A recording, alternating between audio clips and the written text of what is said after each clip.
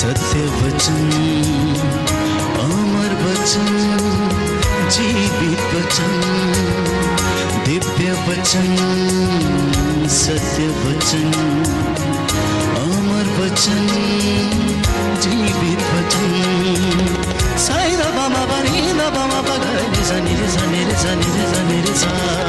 दिव्य वचन, सत्य वचन, अमर वचन, जीवित वचन, दिव्य वचन, दिव्य वचन।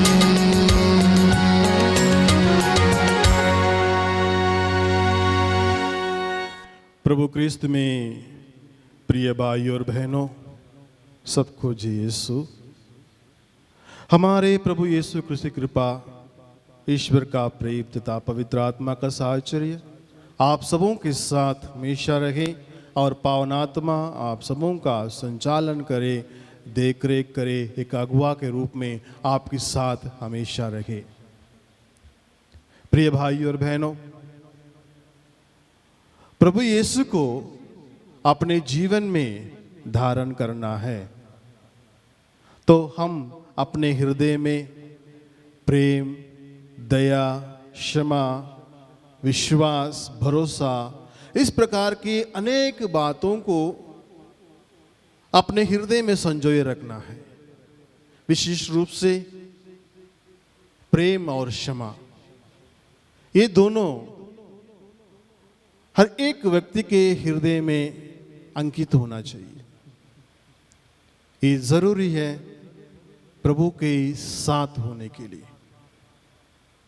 अभी हम विशेष रूप से हम क्षमा पर, दया पर मनन चिंतन करें, क्योंकि प्रभु यीशु क्रिस्त इसे एक आदेश के तौर पर हम सबों को देते हैं। संत मत्ती को सुसमाचार अध्याय 6 वाक्य 14 और 15 में प्रभु यीशु क्रिस्त जब अपने शिष्यों को प्रार्थना करने की सिखाते हैं, उसके तुरंत बाद प्रभु एक प्रकार के आदेश देते हैं। प्रभु कहते हैं कि यदि तुम दूसरों के अपराध क्षमा करोगे तो तुम्हारे स्वर्गीय पिता भी तुम्हें क्षमा करेगा, परंतु यदि तुम दूसरों को क्षमा नहीं करोगे तो तुम्हारा पिता भी तुम्हारे अपराध क्षमा नहीं करेगा। क्योंकि जो व्यक्ति दूसरे व्यक्ति को क्षमा करता है उसको क्षमा मिलेगी। इसलिए प्रभु यीशु क्रिस्त एक जगह पर कहते हैं, संत मत्ती सुसमाचार अध्याय 7 वाक्य 12 में वो प्रभु इस प्रकार कहते हैं, दूसरों से अपने प्रति जैसा व्यवहार चाहते हो तुम भी उनके प्रति वैसा ही किया करो।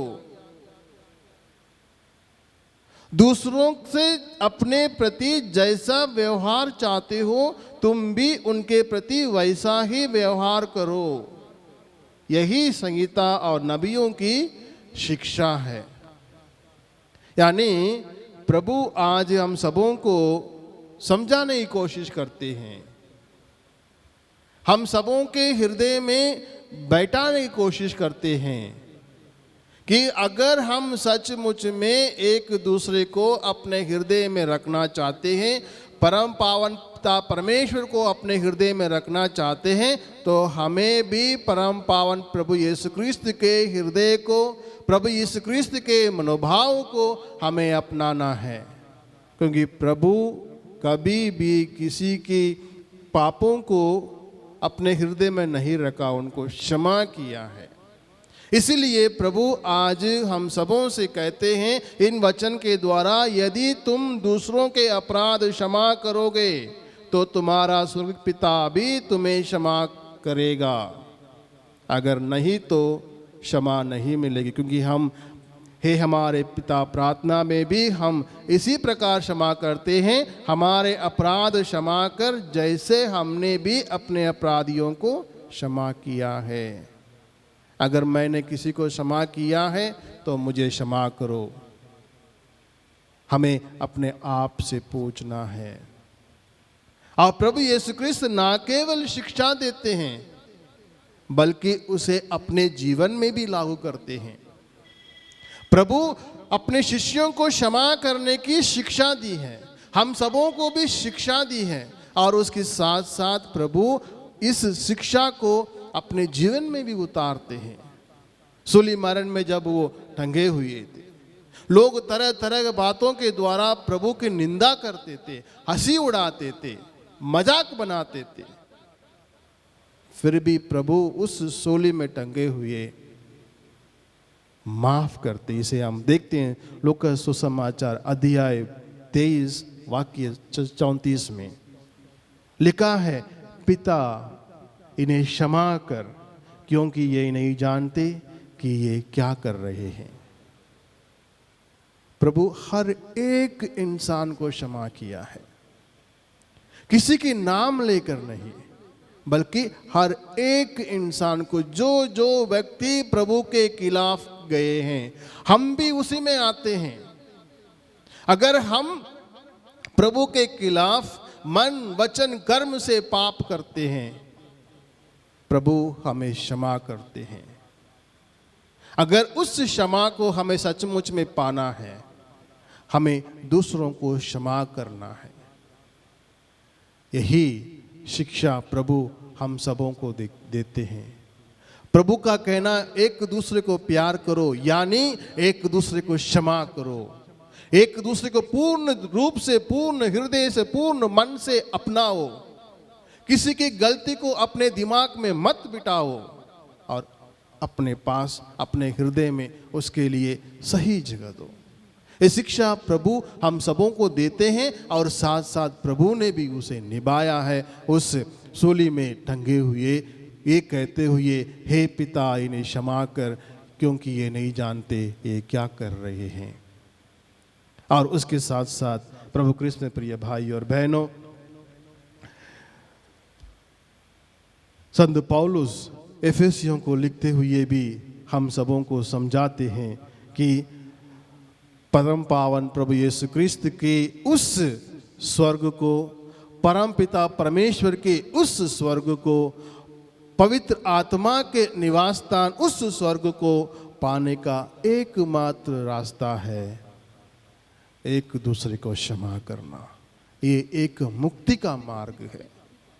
इसे हम देखते हैं एफेसियों के नाम संत पौलुस के पत्र अध्याय 4 वाक्य 29 से आगे हम देखते हैं, आपके मुख से कोई अश्लील बात नहीं, बल्कि ऐसी शब्द निकले जो अवसर के अनुरूप दूसरों के निर्माण तथा कल्याण में सहायक हो।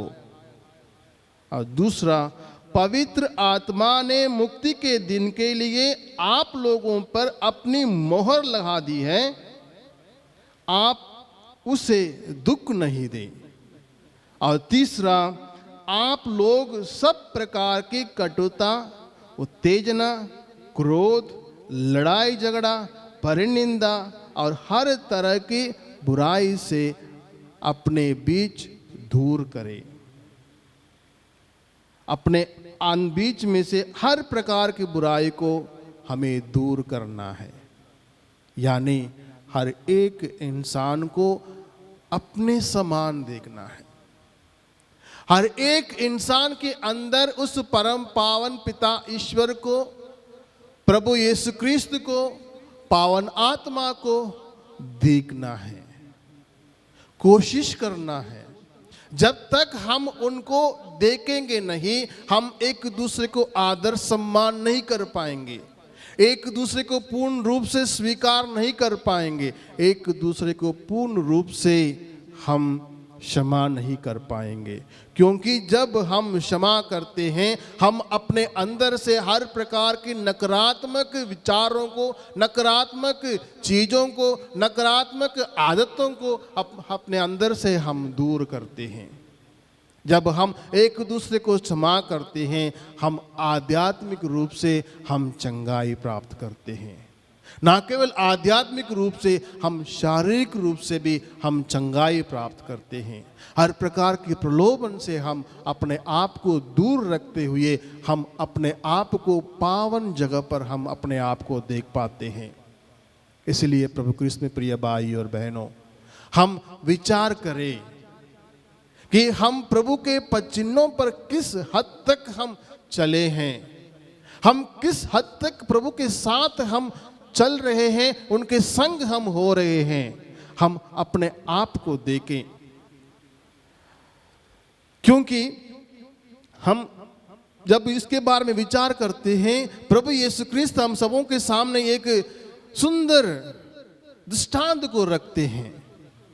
जब हम प्रभु हमें हर प्रकार की बुराइयों से हम सबों को बचा रहे हैं, हमें क्षमा प्रदान करते हैं, हम सबों को अपने हृदय में धारण करने को तैयार होते हैं, लेकिन हम कहाँ खड़े हैं? इस पर विचार करने के लिए प्रभु एक सुंदर सा दृष्टांत देते हैं, जिसे हम पाते हैं संत मत्ती सुसमाचार अध्याय 18 वाक्य 21 से लेकर 25 तक, उस निर्दय सेवक दृष्टांत के द्वारा, जहां पर मालिक अपने कर्जदारों के बारे में जब मूल्यांकन करते हैं, किन किन लोगों ने कितना कितना उधार लिया है। वहां पर एक व्यक्ति जो लाखों का कर्जदार है, उसे बुलाया जाता है। जब वो कर्जदार आता है, वो सेवक सामने आकर वो अनुनय विनय करने लगता है, रोने लगता है कि मुझे समय दीजिए, मैं बाद में पूरी की पूरी आपकी जो कर्ज वो मैं चुका दूंगा। लेकिन मालिक ना केवल उसको समय देता है, बल्कि उनके हर एक कर्ज को माफ करता है। लेकिन जो व्यक्ति माफी मांगने के बाद मालिक के कमरे से जब बाहर जाता है, वहां पर वो अपने ही सहसेवक को देखता है, जो उनसे केवल 100 दिनार का कर्जदार है, और वो उनकी कर्ज को माफ नहीं करता है, बल्कि उसको बंदी गृह में डालता है। यानी यहाँ पर प्रभु हम सबों को अपने सामने रखकर हम सबों से प्रश्न करते हैं, मैंने तुम्हें माफ किया है और तुम अपने भाइयों को, अपने बहनों को, अपने मित्रों को, अपने सगे संबंधियों को माफ किया है। ये प्रश्न प्रभु हम सबों से पूछते हैं। मैंने तुम्हें प्रेम किया है, क्या तुम दूसरों को प्रेम किया? मैंने तुम्हें क्षमा किया, क्या तुमने दूसरों को क्षमा किया? मैंने तुम्हारे तरफ मैंने अपनी दया दिखाई, क्या तुमने दूसरों पर दया किया? ये प्रश्न प्रभु आज हम हर एक व्यक्ति से पूछते हैं। विचार करने के लिए हम सबों को आज निमंत्रण देते हैं। जो प्रभु हम पर दया बरसाया, जो प्रभु हम पर करुणा बरसाया, क्या हम दूसरों के साथ अपनी दया दिखाते हैं, क्षमा दिखाते हैं? हमें अपने आप से प्रश्न करना है। संत याकूब अपने पत्र में लिखते हैं कि ये क्षमा करना चंगाई प्राप्त करना है। जब हम दूसरों पर दया दिखाते हैं, जब हम दूसरों को क्षमा करते हैं, हम आंतरिक चंगाई प्राप्त करते हैं। इसे संत याकूब अपने पत्र में अध्याय 5 वाक्य 16 में कहते हैं, इसलिए आप लोग एक दूसरे के सामने अपने अपने पाप स्वीकार करें और एक दूसरे के लिए प्रार्थना करें, जिससे आप स्वस्थ हो जाए। आज हम अपने आप से पूछना है, क्या मैं सचमुच में स्वस्थ होना चाहता हूं? हम हर एक व्यक्ति अलग अलग प्रकार की बीमारियों से पीड़ित हैं। विशेष रूप से बहुत लोगों को सिर दर्द, पेट दर्द, अलग अलग प्रकार की बीमारियों से पीड़ित हैं। कारण क्या है? हम दूसरों के गुनाहों को अपने सिर पर रखकर हम लोग घूमते हैं। एक दूसरे को क्षमा करने के लिए हम तैयार नहीं होते हैं। इसलिए आज याकूब हम सबों को बुलाते हैं, संत याकूब हम सबों को बुलाते हैं, एक दूसरे को क्षमा करें और स्वस्थ हो जाए। विचार करें, विचार करते हुए अपने आप से पूछें, मैं किस प्रकार मैं अपने भाइयों के साथ, अपने बहनों के साथ, अपने मित्रों के साथ, अपने सह संबंधियों के साथ मैं व्यवहार करता हूँ? मैं कितना दूसरों के बारे में सोचता हूँ? कितना मैं दूसरों के भलाई के बारे में विचार करता हूँ?